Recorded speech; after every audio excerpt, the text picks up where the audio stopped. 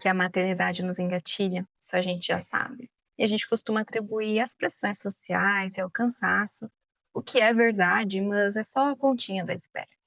Nessa Masterclass eu quero te explicar melhor os motivos por detrás de toda essa reatividade, que vão desde adaptações neurobiológicas até traumas que tu já viveu, para que tu possa entender melhor de onde isso vem e como lidar com isso de uma postura mais inteligente, mais adulta, como responsável pela própria vida. Nos últimos anos eu venho passando justamente por esse processo de parar de me sentir vítima das circunstâncias e começar a assumir o papel de responsável por mim mesma, e agora eu tô ajudando outras mulheres que querem fazer o mesmo. Eu sou a Tamires, mãe do Brandon, de 7 anos, psicopedagoga, mentora de autocuidado materno. E eu estou mediando grupos presenciais de mães na cidade de Pelotas, então se isso te interessa, vão ter mais informações na legenda desse vídeo e mais no final eu também vou explicar melhor como isso está funcionando. Mas por hora vamos passar ao tema da nossa Masterclass de hoje. E de ferida à potência, porque a maternidade nos deixa tão engatilhadas e como ela pode se tornar um nosso maior poder. Então vamos começar falando por que a gente se sente tão engatilhada. Em primeiro lugar, é meio óbvio, a responsabilidade por uma criança realmente é muita coisa. E para além das questões sociais, políticas, econômicas, culturais, existe também uma questão biológica. Quando a gente se torna mãe, o nosso cérebro muda, a gente se torna mais sensível aos estímulos externos, as nossas percepções sensoriais ficam mais afloradas, para que a gente possa ouvir uma ameaça se aproximando, ou sentir um cheiro de algo perigoso, ou o gosto de uma comida iniciando a ficar estragada antes da gente oferecer para o nosso bebê, por exemplo. A gente é equipada com essas melhorias no nosso sistema para que a gente se torne mais capaz de garantir a sobrevivência desse bebê. E essa modificação na estrutura do nosso cérebro segue com a gente pelo resto da nossa vida. Então, a partir do momento que a gente se torna mãe, a gente fica mais sensível ao ambiente e isso torna a gente mais propensa a ficar irritadíssima, engatilhada com estímulos externos que a gente talvez não saiba nem nomear. Essa é uma das coisas que contribui para o nosso estado de exaustão. Exaustão é quando a gente sustenta um estado de estresse crônico por tanto tempo que o nosso corpo, produzindo cortisol de forma desequilibrada, ele começa a cansar de verdade, o sistema começa a ficar sobrecarregado e a gente começa a ter alguns sintomas, como, por exemplo, irritabilidade, confusão mental, é aquela sensação de estar presa na tua realidade, de não perceber possibilidades de que as coisas mudem ou melhorem. A gente também tem problema de memória, de aprendizagem, a gente pode ter dores crônicas pelo corpo, de cabeça, ou na mandíbula, por tensão, e a gente também fica com mais dificuldade de regular as nossas emoções. Então, a gente, como mãe, vive, né, com muitas necessidades não atendidas, a gente não dorme o suficiente, às vezes a gente não bebe água, não se alimenta quando precisa, a gente ainda tem todas as responsabilidades que, de fato, nos deixam sobrecarregadas, as modificações biológicas, as cobranças externas e internas, né, que a gente tem sobre o nosso papel de mães, e isso tudo acaba sendo interpretado pelo nosso corpo, pelo nosso sistema como um todo, como uma grande ameaça, como se a gente estivesse o tempo todo buscando qual é a próxima coisa ruim que pode acontecer, e isso, obviamente, deixa a gente muito mais propensa a perder um pouco o nosso eixo emocional. Próximo fator que faz com que a gente fique mais engatilhada, eu chamo de arrogância. Isso eu aprendi estudando a filosofia sistêmica. Eu não sou consteladora, mas eu sou uma participante de grupos, leio livros, consumo conteúdos, eu gosto. Essa filosofia fez muita diferença na minha visão das coisas, curou muita coisa em mim. E eu entendi que toda vez que a gente julga outras mães, a gente julga especialmente a nossa própria mãe, os nossos pais, e a gente sente que a gente sim dá conta de ser uma mãe melhor que todas as outras mães que a gente conhece, a gente vai se colocando em um pedestal. A questão toda é que a gente idealiza a nossa própria maternidade, depois a cada pequeno imprevisto, conflito, a gente fica muito frustrada porque a realidade não está correspondendo às nossas idealizações, isso também deixa a gente mais engatilhada, mais raivosa, mais irritadiça, enfim. E outra fonte de muitos gatilhos do nosso maternar são os nossos traumas, que vêm muito à tona enquanto a gente está acompanhando a vida da nossa criança. O que tem se descoberto recentemente sobre trauma é que trauma não é só aquelas situações enormes que todo mundo concordaria que realmente é uma experiência traumática, sabe? Abuso, violência, uma perda abrupta de alguém, um acidente, alguma catástrofe natural, tudo isso de fato é uma situação potencialmente traumática, mas trauma também é coisas que se acumulam, coisas pequenas que no acúmulo, na repetição, geram um trauma de rejeição, de abandono na gente. O que define de fato um trauma não é a situação externa que aconteceu, é como a gente interpretou e lidou com essa situação, ou melhor, como a gente não deu conta de lidar com essa situação. É quando uma coisa que acontece parece grande demais, a gente sente que a gente não tem condições, não tem repertório para lidar com aquilo e a gente acaba se desligando um pouco da situação. Então, quando a gente está crescendo, é como se nosso sistema todo nos protegesse de algumas memórias que a gente não tinha realmente condições de lidar naquela época, e é como se isso fosse guardadinho num baú, com outras tralhinhas por cima, dentro de um armário, e aí fica lá guardado, né? E a gente vira adulta e a gente se torna mães, e aí, conforme as nossas crianças vão experienciando a vida e a gente vai acompanhando elas durante esse processo, é como se em algum momento elas começassem a brincar e correr e esbarrassem nesse baú, e algumas memórias traumáticas vêm à tona. Então, isso realmente deixa a gente engatilhado. E a questão toda é que nem sempre essas memórias traumáticas vêm em forma de imagens mentais, muitas vezes elas vêm em forma de sensação, porque o trauma fica acumulado no nosso corpo, na tensão que a gente sentiu no momento que aquilo aconteceu, meio que a gente congela essa situação no nosso corpo, e algumas situações colocam o nosso corpo nessa situação de novo, então realmente às vezes é um gatilho que externamente não faz sentido, que se tu vai pensar e analisar, tu nem lembra de alguma coisa ter acontecido contigo que poderia ser ativada por aquilo, mas muitas vezes isso tá lá guardadinho nas sensações do nosso corpo mesmo. Estima-se que 70% da população atual sofreu traumas, e a gente não nomeia assim, né? A gente nem valida muitas vezes esse estado, porque a gente nem sabe, né? A gente fica com esse preconceito de que trauma tem que ser alguma coisa muito grande, mas ele é mais uma situação que a gente não tinha condições emocionais de lidar, especialmente situações que a gente se sentiu sozinha e desamparada para lidar. E isso tudo pode servir, então, como gatilhos emocionais pra gente, que deixam a gente mais reativas, como se a gente despertasse a nossa parte bichinho, sabe? Não conseguisse mais escolher de verdade como a gente quer, como a gente gostaria de agir em relação às pessoas, especialmente em relação à nossa criança. Agora vamos para a parte boa, como que isso tudo pode se transformar em muito poder e potência. Em primeiro lugar, a gente perceber que sim, cuidar de uma criança é muita responsabilidade e isso é totalmente justificável que nos gere essa sensação de sobrecarga ou de alerta, que a gente fica, né, querendo cuidar das necessidades, prevendo necessidades da nossa criança para se planejar, enfim, realmente é muita coisa, realmente é difícil. Mas, em primeiro lugar, mesmo antes de já termos um filho, nós já éramos responsáveis pela vida de uma pessoa, que no caso é a nossa própria vida. Então, a gente aceitar e começar a se ver como responsável pela nossa própria vida é muito básico, é muito óbvio, mas uma coisa é entender mentalmente, outra coisa é realmente integrar essa verdade, sabe, dentro da gente e assumirmos uma postura de quem é responsável pela própria vida, de quem tem liberdade para fazer escolhas, né? E isso tem a ver com esse estado de exaustão que a gente falou, que nos deixa muito em alertas, então a gente precisa cuidar disso para a gente lembrar que a gente tem poder de decisão, talvez não 100%, né? Existem realmente muitas responsabilidades, muitas tarefas, muitas demandas que a gente tem que cumprir, mas existe a parte boa de ser adulta, né? Em algum nível, com certeza, a gente tem um pouquinho, pelo menos, de liberdade de escolha, a gente só precisa se cuidar, né? E abaixar esses nossos alertas aí para que a gente seja capaz de acessar essa verdade e perceber mais possibilidades. A gente pode transformar a exaustão em poder através do descanso, e não é um descanso corporal, de ficar deitado na rede ou ficar dormindo o dia todo, a gente vai falar sobre isso. A gente transmuta a nossa arrogância em humildade, e isso torna a gente muito mais potente. E a gente transmuta, ou pelo menos lida com os nossos traumas, criando cada vez mais a sensação de segurança interna. A gente vai falar um pouquinho mais sobre isso. O que eu quero te convidar a perceber por aí, para ir construindo essa certeza de que tu é responsável pela própria vida. Em primeiro lugar, é aceitar que as coisas que te feriram podem não ter sido tua culpa, mas elas com certeza são tua responsabilidade. A minha professora fala isso e ela dá um exemplo que eu achei genial e que realmente me tocou demais. Ela diz: se a gente está atravessando uma rua na faixa de pedestres com o sinal vermelho e vem um carro e atropela a gente, a culpa foi do motorista. É verdade, ele fez uma coisa errada e agora a gente está com a perna machucada e a culpa é desse motorista. A gente pode gritar, espernear, a gente pode processar, a gente pode chamar a polícia, o que a gente quiser. Mas o osso quebrado é nosso. Mesmo que o motorista pague tratamento médico, fisioterapia, cirurgia particular, mesmo que ele vá na farmácia e compre os remédios, a gente tem que ir nas sessões de fisioterapia, a gente vai ter que descansar, comer, tomar o remédio na hora certa, a gente vai ter que respeitar o nosso processo de recuperação desse osso quebrado da perna, por exemplo, nessa metáfora do acidente. E a responsabilidade pela nossa cura é nossa, porque a ferida foi em nós. Mesmo que a culpa tenha sido do outro, a nossa cura é nossa responsabilidade. A gente pode esperar menos das pessoas com quem a gente se relaciona, quando a gente se torna mais responsável por si, e a gente considera que as pessoas ao nosso redor podem testemunhar o nosso crescimento, podem nos acompanhar, apreciar a nossa companhia, a nossa presença, mas elas não nos devem nada.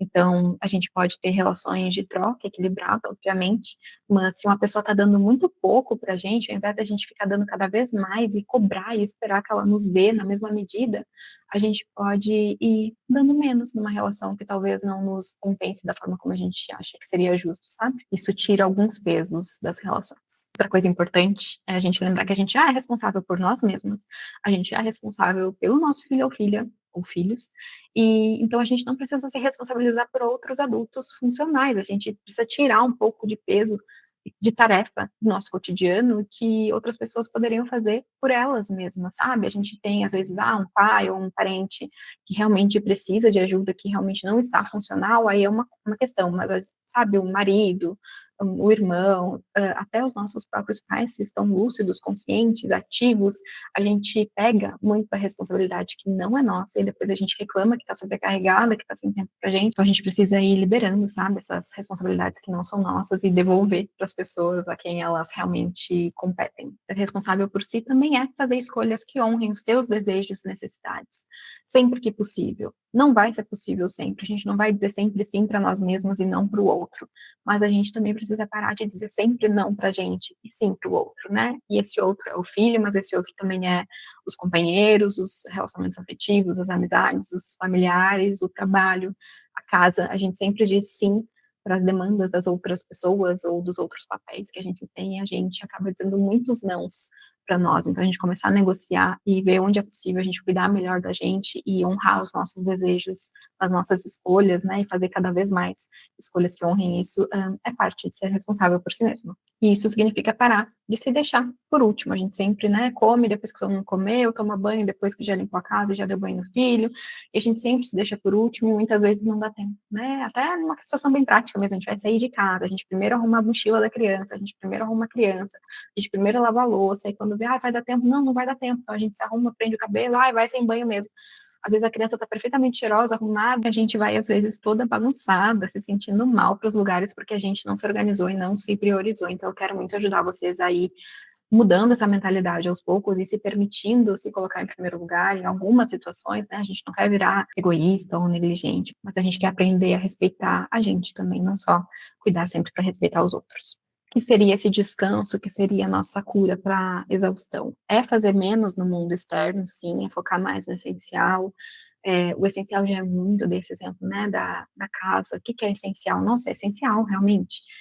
Tirar o lixo, é essencial, lavar o banheiro a cada 2, 3 dias, é essencial, varrer a casa, passar um pano toda semana, fazer refeições, lavar a louça, lavar roupa, tudo isso é essencial e já é muita coisa. Então, às vezes, ainda mais se a gente está se sentindo mal, se a gente está cansada, é deixar o que não é essencial. Não é o momento de lavar a parede, ou de lavar a janela, ou de lavar a cortina, tudo isso que é extra.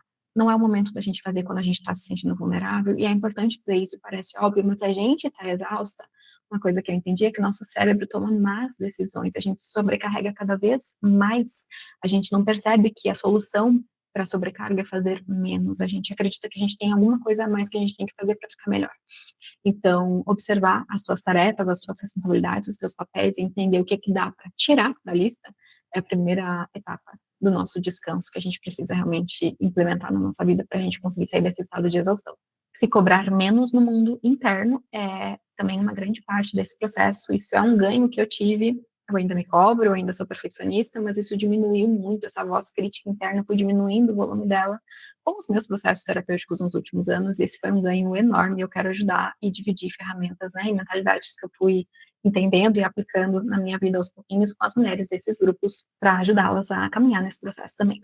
A gente pode entender que a gente é capaz de resolver as demandas, as tarefas, as urgências dos outros sem trazer essa urgência, essa pressa, essa agitação para dentro da gente. Então, essa afirmação, eu posso descansar dentro de mim, foi uma das práticas que eu aprendi com a minha professora de neurociência, uma das práticas de regulação emocional, é a gente colocar os pés no chão e respirar, de preferência pela barriga, enchendo a barriga e depois esvaziando totalmente ela. E afirmar para a gente mesmo isso. Eu posso descansar dentro de mim. Ainda que a situação externa esteja um caos, existe a possibilidade da gente construir um espaço seguro dentro da gente. É isso que eu me esforcei para construir e a gente, não adianta, né, só estar construindo, a gente tem que escolher habitar esse espaço cada vez mais. Eu estou fazendo essas escolhas e me lembrando de escolher isso cada vez mais. Eu quero ajudar vocês a construírem esse espaço seguro dentro de si também, que independe do caos externo, é óbvio, não vou dizer que não afeta, né?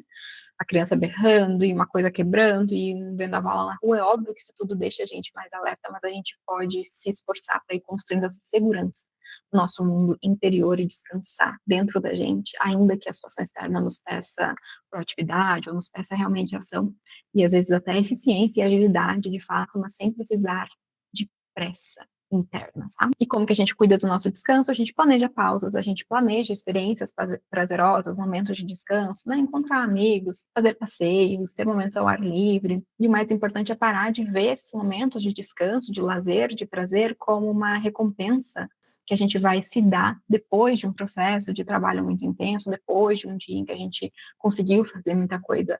Isso tem seu valor, né? É uma forma da gente se motivar a fazer o que precisa fazer, mas a gente também precisa começar a perceber que descanso, lazer, pausas, elas são um combustível para que a gente possa fazer melhor aquilo que a gente de fato precisa fazer. Então, nem sempre passar esse descanso para o final, também passar ele para o início ou para o meio, né, das nossas tarefas, dos nossos processos, para que a gente se nutra e consiga realizar melhor o que a gente se propõe a realizar. E sobre a humildade, que seria o nosso antídoto para essa postura arrogante que a gente costuma ter.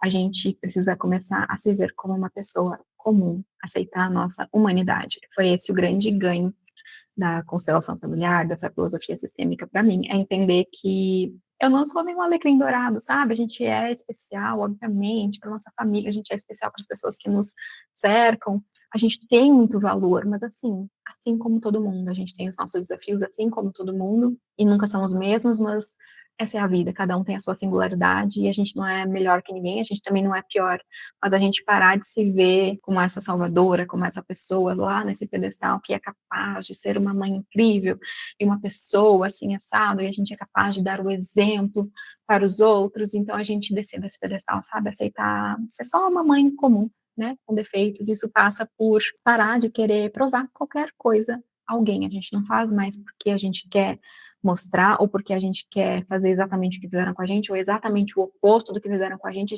para só de reagir. A gente começa a agir a partir daquilo que a gente quer fazer, da pessoa que a gente quer ser, quer se tornar. A gente faz aquilo que dá orgulho pra gente fazer. Então a gente para de esperar validação ou reconhecimento porque a gente está fazendo aquilo simplesmente porque sim, porque é essa pessoa que a gente quer ser, sabe? A gente pode aprender a ficar com aquilo que é bom o suficiente também, parar de esperar que tudo seja perfeito e aceitar, diminuir um pouco a nossa régua, sabe? E o exercício final de humildade aqui é a gente assumir. Eu não dou conta de ser a mãe que eu idealizei ser. Eu achei que eu poderia ser melhor, eu achei que eu poderia ser admirável, mas eu não estava contando com as minhas limitações de ser humano. E eu não dei conta de ser essa mãe que eu idealizei ser. E eu vou ficar ok em ser a mãe que eu dou conta de ser, pelo menos nesse momento da minha vida, e aceitar que vai sempre existir uma distância entre o ideal e o real. E quando a gente aceita que a gente não deu conta de ser a mãe perfeita que a gente idealizou ser, a gente tem que assumir que nunca foi possível para nossa mãe ser perfeita também. Uma afirmação para a gente fazer aqui é: eu não preciso dar conta de tudo, porque ninguém dá conta de tudo. E eu não preciso ser melhor do que ninguém. Repete isso comigo e percebe no teu corpo se tem algum peso que sai, se dá alívio, ou se dá frustração, ou se tu sente decepção por não conseguir ser essa pessoa perfeita, como que tu sente? Repete comigo e percebe. Eu não preciso dar conta de tudo, porque ninguém dá conta de tudo, e eu não preciso ser melhor do que ninguém. Percebe? Se tem algum insight aí, escreve e traz para o próximo encontro, se tu vier presencialmente. que, como eu disse lá quando eu trouxe a questão dos traumas, que eles muitas vezes servem como gatilhos para a gente ficar mais reativa com os nossos filhos, o grande segredo é criar segurança no nosso lar interior. O nosso cérebro está sempre buscando por pistas de perigo para nos proteger. Isso é normal, faz parte da função dele, ele foi feito para a gente ficar vivo e está funcionando. Se a gente está vivo, porque está funcionando. A gente não precisa brigar com essa realidade. É verdade, ele está sempre escutando uma coisa, nos dizendo, ó, isso aqui pode ser alguma coisa perigosa, ó, não sei o quê. E vai continuar sendo assim. A gente pode só diminuir essa vozinha como?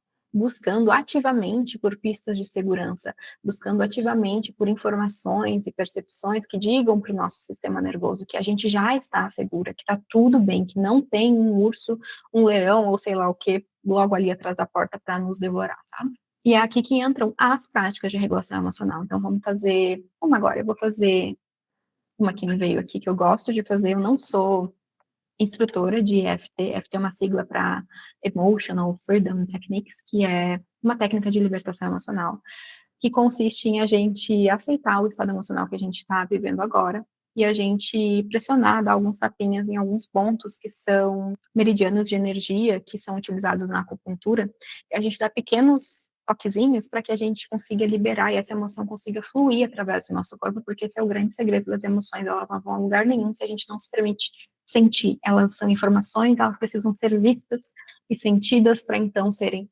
transmutadas, liberadas, tá? Então eu vou fazer aqui uma situação hipotética em que a emoção seja um cansaço emocional, uma sensação de desesperança, vontade de desistir, sabe? Eu vou fazer aqui os toquezinhos e vocês façam junto aí comigo.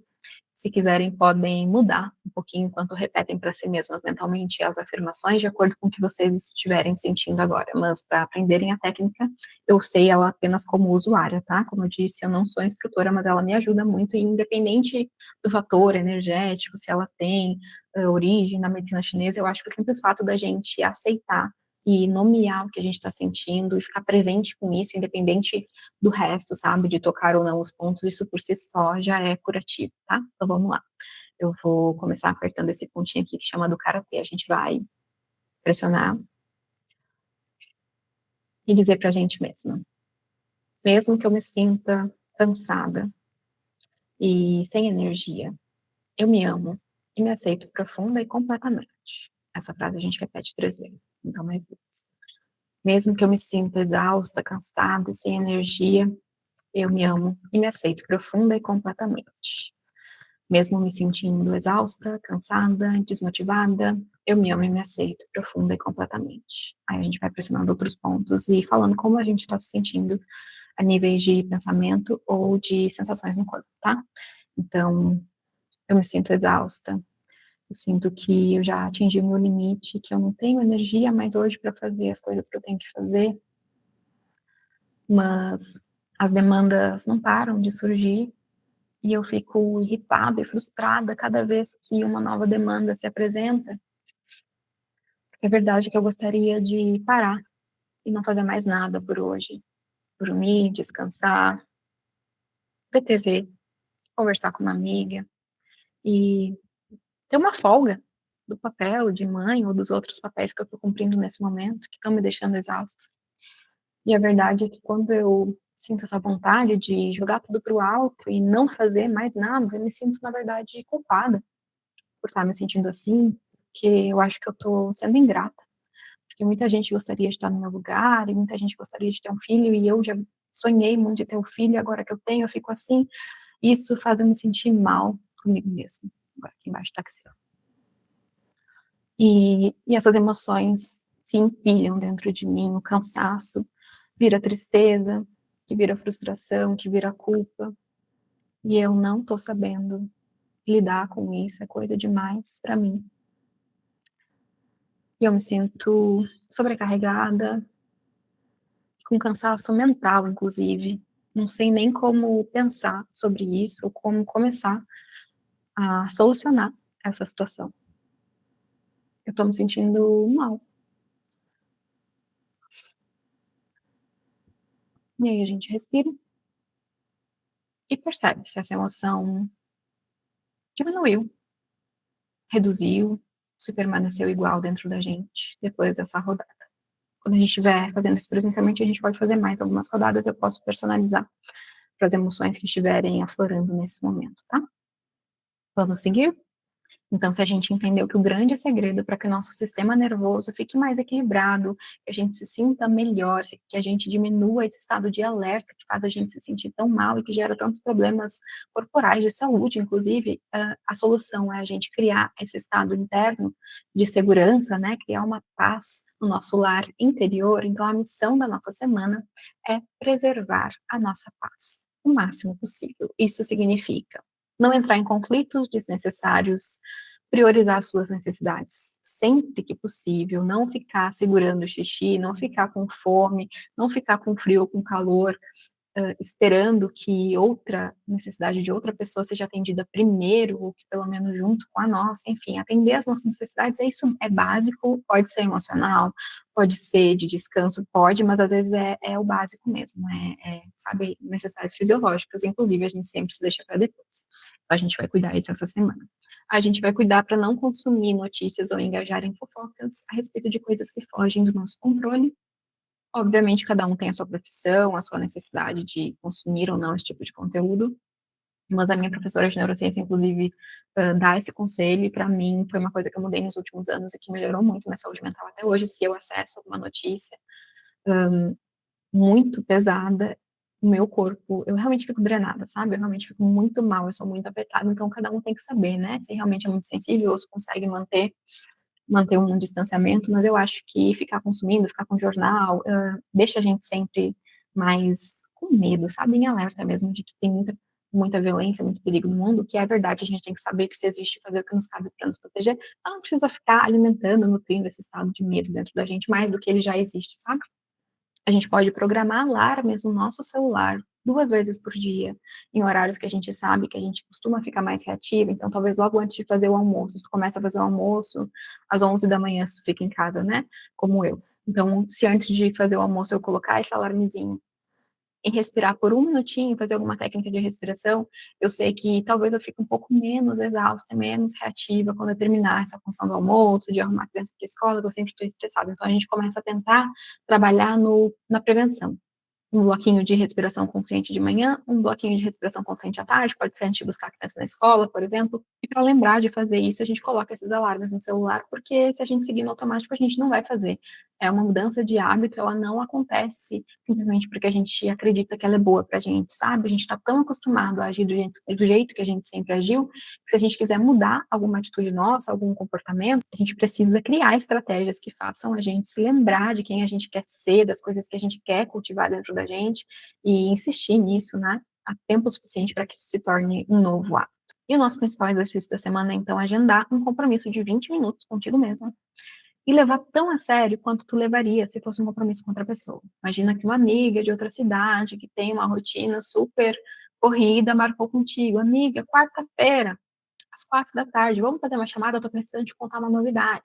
E tu colocou na tua agenda e tu vai se programar, e tu vai fazer o que tiver que fazer, e tu vai proteger esse compromisso ao máximo para dar conta de estar ali presente com a tua amiga. Então, eu quero que tu faça isso contigo mesma, perceber agora na tua semana, considerar as tuas responsabilidades, com isso que tu já tem, e ver onde que seria possível encaixar. Não tem 20 minutos de jeito nenhum, 10 minutos então, acorda um pouquinho mais cedo, ou no horário de almoço um dia faz um almoço mais simples para sobrar 10 minutinhos, ou enquanto a criança está na escola, seria o ideal dos dois mundos. Eu gosto de acordar mais cedo, mas obviamente, né, eu comecei a conseguir acordar mais cedo quando meu filho começou a dormir bem. Então, vê aí na tua realidade o que dá para fazer. Pode ser fim de semana, pode ser dia de semana, pode ser de manhã, não importa. Uma vez na semana. Para mim, o melhor dos dois mundos é a gente colocar uma meditação no cabelo, alguma máscara, algum tratamento, colocar uma máscara facial, talvez fazer um escalda-pés e ter esses 20 minutinhos para a gente escrever sobre os gatilhos que a gente percebeu na gente mesma, sabe? Nos próximos dias, antes do nosso próximo encontro, eu gostaria que vocês trouxessem alguma observação do que engatilhou vocês, se vocês conseguiram entender quando vocês estavam muito raivosas ou tristes mesmo, ou sem energia, drenadas, absolutamente acabadas, o que aconteceu antes que tu conseguiu perceber que foi um gatilho para que esse estado emocional todo desregulado se instaurasse aí na tua realidade, no teu dia. Então, tarefinha da semana, 20 minutos contigo mesma, e escrever sobre os teus gatilhos, sobre as tuas percepções de como esses conteúdos, inclusive, começaram a reverberar aí dentro de ti, se alguma coisa mudou, Com essa tarefinha da primeira semana, toda semana a gente vai ter alguma tarefa pequena para que a gente possa ir se transformando ao longo dessas 5 semanas. Já vamos falar mais sobre isso em seguida. Lembrete, se você quer abandonar a identidade de mãe sofrida e construir uma identidade nova de uma mulher que encontrou a sua potência a partir das experiências desafiadoras que viveu, você vai precisar fazer escolhas diferentes e isso vai ser desconfortável. O padrão de usar sacrifício como medida de amor não se quebra sozinho. A gente precisa escolher quebrar ele, a gente precisa agir diferente e sustentar essa escolha, sabe? Escolher isso de novo, de novo, de novo, para que novos caminhos neurais se formam, para que a gente realmente consiga mudar hábitos e comportamentos que já estavam muito enraizados na gente, e a gente comece de fato a se transformar na prática a partir das nossas ações nessa nova mulher que a gente quer ser. Então agora a gente já entendeu por que a maternidade nos fere tanto. O nosso corpo passa a estar a serviço da sobrevivência de outro ser humano, as nossas necessidades vão para o segundo plano, a nossa história é repassada diante dos nossos olhos, as nossas maiores feridas são ativadas e as nossas dores vêm à tona. E sim, tudo isso dói, mas essa dor pode se tornar uma grande oportunidade de cura se a gente decidir olhar para essas feridas com uma postura adulta. Porque, como as adultas responsáveis pelas nossas crianças, ainda é possível que a gente divida essa responsabilidade com outros adultos, como o pai da criança, na melhor das hipóteses. Mas a responsabilidade por nós mesmas, essa não dá para dividir, ela é nossa. A gente pode ter relações, parcerias, mas colocar a responsabilidade sobre nós na mão de outra pessoa não dá. Tu é a adulta responsável por ti mesma e tu pode aprender a usar essas ferramentas e habilidades que eu sei que tu aprendeu para se tornar uma mãe melhor para tua criança, para aprender a cuidar melhor de ti também e lidar com essas dores que emergem no teu maternar de forma mais amorosa e compassiva. Quando a nossa criança está agitada, nervosa, a gente sabe que proporcionar uma sensação de segurança para ela vai ajudar a melhorar a situação. A gente sabe que é melhor prevenir, não levar ela com fome e cansada para o supermercado. A gente sabe que ela precisa de uma rotina previsível, menos tela, mais luz do sol, mais socialização, brincar com outras crianças, ter tempo livre para fazer o que ela gosta e não só o que ela precisa. A gente sabe que precisa liderar com uma postura de firmeza e gentileza, nem super carrasca, rígida e crítica, e nem mole demais, passiva, permissiva. A gente só precisa lembrar que a gente também é um bichinho da espécie humana e que a gente precisa das mesmas coisas para ficar bem. Afeto, segurança emocional, rotina, menos telas, mais socialização, mais prazer. E a gente pode desenvolver uma postura firme e gentil com a gente mesma também. Nem ser tão crítica e nem mole demais. Tem coisas que a gente precisa fazer sim, existem tarefas que dá para negociar e aquelas que são inegociáveis. O que eu tenho buscado fazer na minha própria vida é me tornar uma adulta cada vez melhor para mim mesma e não só para o meu filho. Porque eu já descobri o que acontece na prática quando a gente dá tudo da gente para os nossos filhos. Chega uma hora que a gente não tem mais nada para dar. Se tu gostou do que ouviu aqui e quer se transformar nessa adulta que tu sempre desejou ter por perto, eu te convido a participar dos grupos presenciais de mães que eu tô mediando em Pelotas. Lá tu vai ter a oportunidade de socializar com outras mães, ouvir, ser ouvida, vai trazer os teus desafios, receber as minhas orientações, vai aprender técnicas de regulação emocional, começar a criar o hábito de fazer pequenas pausas ao longo do teu dia para se perceber e se regular. Vai começar a sair do piloto automático, aprender a planejar a tua semana para inserir um momento de autocuidado nos seus dias. Os próximos encontros que já estão agendados serão nas segundas-feiras, da 1h30 às 4h30 da tarde, lá no Sobrado Coworking, que é na Gonçalves Chaves 308. Teremos encontro dia 27 de abril, 4 e 11 de maio. A intenção é que tu possa ir nos próximos 3 para começar a criar esse hábito do autocuidado em grupo. Então, se isso tudo te interessa, eu vou deixar as informações que tu precisa aqui na descrição do vídeo e eu aguardo a tua mensagem. Um beijo e até breve.